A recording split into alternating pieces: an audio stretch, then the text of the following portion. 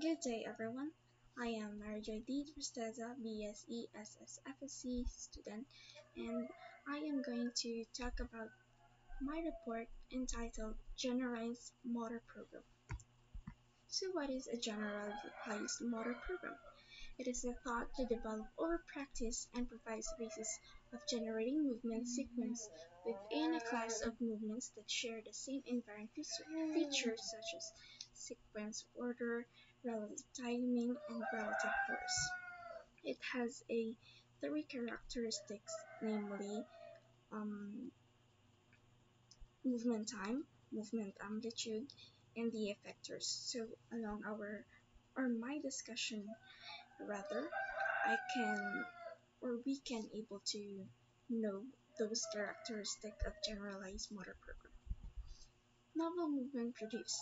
To produce a novel movement, the subject begins with the initial conditions and the desired outcome.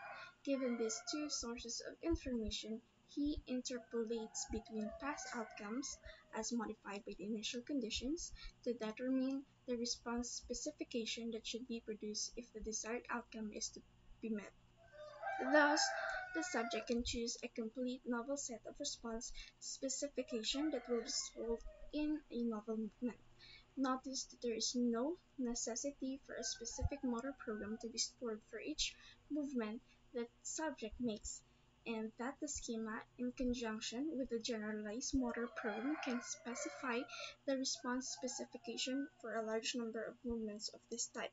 Storage program and this novelty problem. So storage program are um, store programs for person infinite number if the movements to be produced, and the novelty problem motor program must deal with it. So it's a novel movement will be able to produce by given this two information, the initial condition and the desired outcome. This novel movement is like a on the spot movement that is not included in your motor program. So how is a novel movement produced? According to the simple view, each variation of general movement, such as the standing swing, needs its own program. Difference involve height, characteristic, position of the opponent, and so on, require a particular distinct set of instruction to the muscle which are stored in local mean time, because there appears to be an unlimited number of variations such as speed, size, and forcefulness of the most movements. Performers needs to have countless numbers of motor programs in LMT to produce all this variation. As I said earlier, is a movement a on-the-spot movement, but it is not included in your motor program. So, storage program, a problem determined by Dick skimmed other activities that create a dilemma of a numerous number of programs being deposited in LMT. So this storage program, or we can say a reserve movement. Say for example, you are or a player execute the movement that is not appropriate in that movement, so that storage program or the reserve movement will go there and take that spot. Motor program motion, explanation for how people control coordinated movements that emphasizes the role of pre-structure motor commands organized at the executive level. Storage program, as I said earlier, is like a reserve movement, a deficiency of the simple motor program notion, which presumed the need for a vast memory capacity to store separation program for controlling the nearly infinite number of movements people are able to produce. So as I said earlier, it's a reserve movement that will take that spot when the infinite number of movements people are able to produce.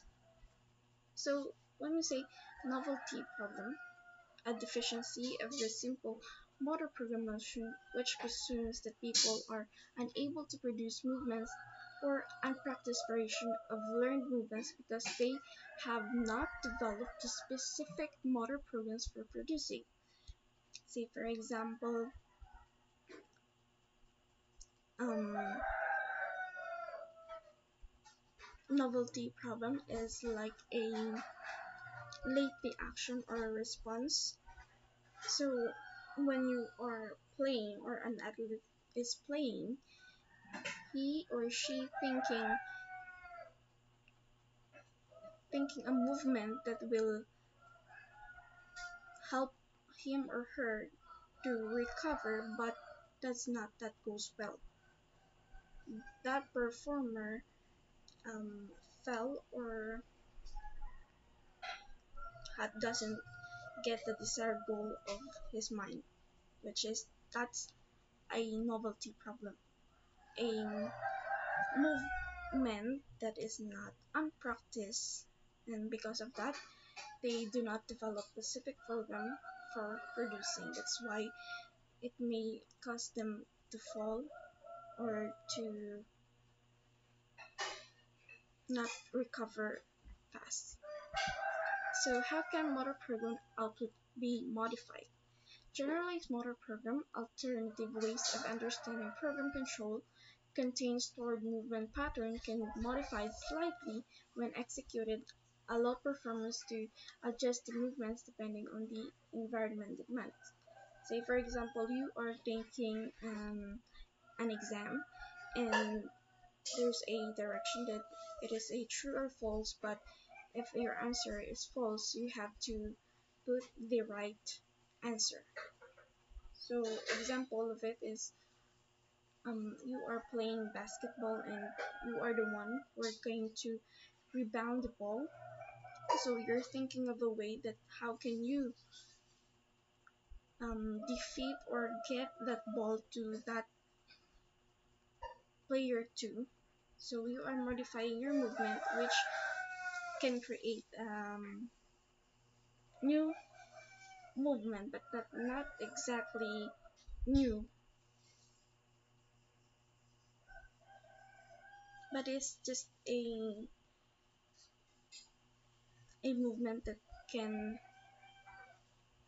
be your alternative ways to understand how you're going to get that ball. And according to Frederick Bartlett, the British psychology, when I make the stroke, I do not produce something absolutely new. I never repeated something old. So he also suggested that a movement is never totally new, as I said in how you're going to modify that motor program is never totally new. But based on his observation, that is all his ground stroke was mixed each other because they possess his own style of hitting a tennis ball. He added that his own style of hitting a tennis ball in every movement is also novel in that it was never been performed exactly the same way at any other time before. So a new movement but never been performed before. So that's it. So we'll go to movement time. Movement time is defined as the time to complete the discrete predefined motor task. Recording movement time begins at the initiation of movement rather than the start of the prompt, as in reaction time, and ends up completion of the task. Say for example, you are running.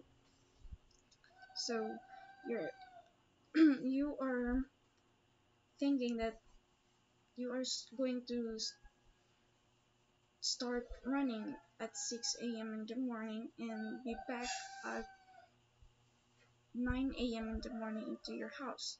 So your initiation of movements is 6 a.m. in the morning, you are going to run, and the completion of the task is before or exactly 9 a.m. you are here in your house. So that's a movement time. And when you say fundamental time, the sequencing and timing or rhythm of a movement that define the underlying pattern. So in the fundamental time, it has a sequencing of events, or say for example, you are running at 6 a.m. to 7 a.m. You are going to run from your house to the plaza, and to plaza to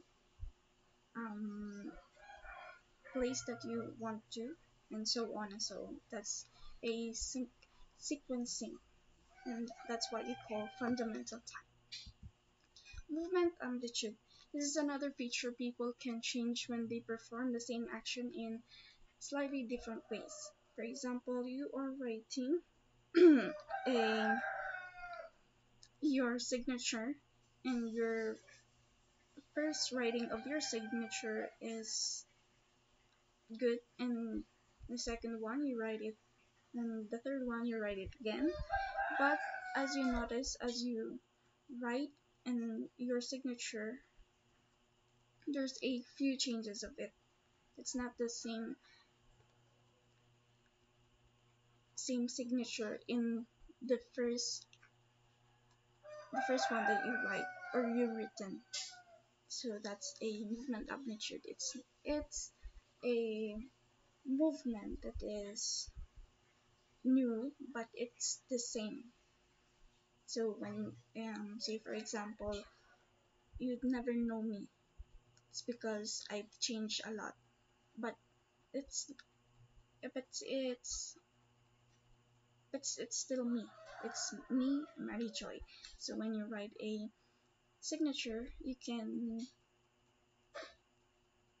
as you write along, there's a changes, but it's still a signature. It's like it's also like a movement direction. Changes a simple surface feature would retain the fundamental structure of the action. So it's like a movement amplitude, that there's a few changes, but it's still the same. It's still your signature or the word held, as you can see in the example. Limb and muscle used. A third way people can vary their movements while still preserving the fundamental pattern is by using different effectors systems, such as limbs and muscle, to produce that movement. So this effector system, limb is the messenger, and the muscle will be your action, or the one is producing the action. So without them, you can you can not move. So identifying movement parameters. Generalized motor program can set presume that characteristics such as movement time, movement amplitude, and the limbs muscle to be used in producing action. These are relatively superficial features of the fundamental patterns. So movement time, just remember that it has a initiation time and a completion of task. Movement amplitude is a few changes, but it's still exactly the same word or the same movement. And the limb muscle or the effector system are used in producing action. Limb as a messenger and muscle is the action. Surface features are generated by variables inputs to the generalized motor program, referred to as parameters. So these surface features, when it is input in generalized motor program, it referred to as parameters.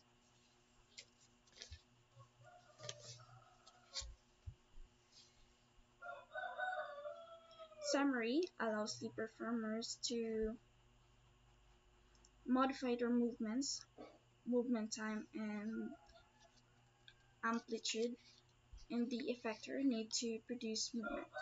Number two, they preserve the fundamental timing, structure, and spatial patterning of movements under variation kinds of superficial modification. Example of it is producing movement at different speed. So that's it. I hope you understand or gain something about my report. Thank you and God bless.